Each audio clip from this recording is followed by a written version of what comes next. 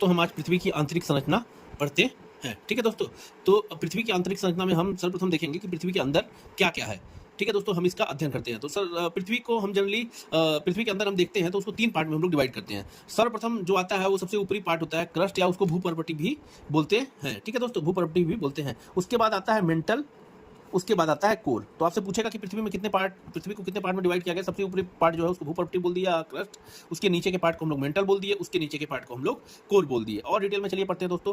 तो जो भूपर्वटी का क्रस्ट का पार्ट होता है दोस्तों वो सॉलिड होता है। और वो आपसे पूछे कि कितने किलोमीटर तक हम लोग भूपर्वटी के पार्ट को लेते हैं, भूपर्वटी को या क्रस्ट को हम लोग लेते हैं, तो हम लोग 34 किलोमीटर तक लेते हैं दोस्तों। आप लोग ध्यान रखना कि भूपर्वटी या क्रस्ट जो होता है वो सतह से 34 किलोमीटर धरती के अंदर होता है। ठीक है दोस्तों, उसके बाद मेंटल आता है। मेंटल को हम लोग अपर मेंटल और लोअर मेंटल में डिवाइड करते हैं। ठीक है दोस्तों, अपर मेंटल और लोअर मेंटल। तो अपर मेंटल क्या होता है दोस्तों कि जब हम लोग 700 किलोमीटर अंदर पृथ्वी के जाएंगे तो हमें तब तक अपर मेंटल मिलेगा।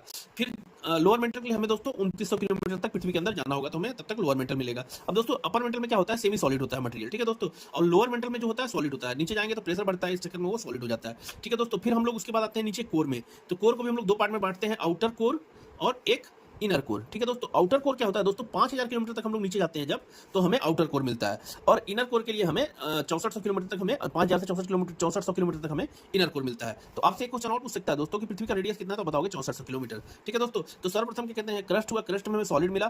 फिर मेंटल में, अपर मेंटल में हमें सेमी सॉलिड मिला और लोअर मेंटल में हमें सॉलिड मिला। फिर अपर कोर जो अपर कोर आउटर कोर हुआ उसमें हमें लिक्विड मिला दोस्तों। और फिर जो लोअर कोर हुआ या इनर कोर हुआ उसमें हमें सॉलिड मिला दोस्तों। ठीक है, तो आप लोग ध्यान रखना, आप लोग ये भी ध्यान रख लेना कि कितने कितने किलोमीटर तक क्या क्या मिल रहा है। तो आपका भूपर्वटी या क्रस्ट जो मिल रहा है वो 34 किलोमीटर तक मिल रहा है। और जो आपका मेंटल मिल रहा है, अपर मेंटल वो 700 तक।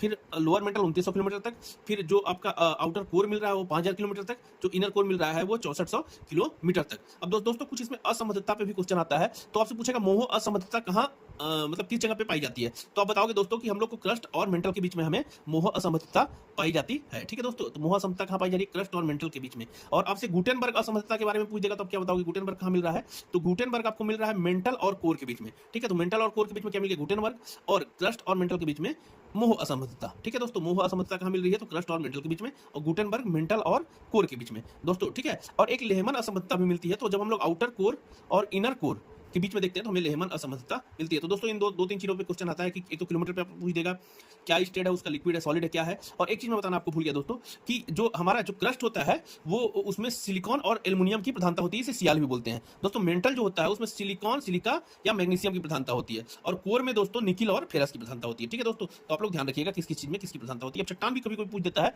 तो जो है हमारे क्रस्ट में किस प्रकार की चट्टानें पाई जाती हैं, तो ग्रेनाइट और नीस चट्टानें पाई जाती है दोस्तों। ठीक है, ग्रेनाइट और नीस। और मेंटल में हमें किस प्रकार की चट्टानें मिल रही हैं,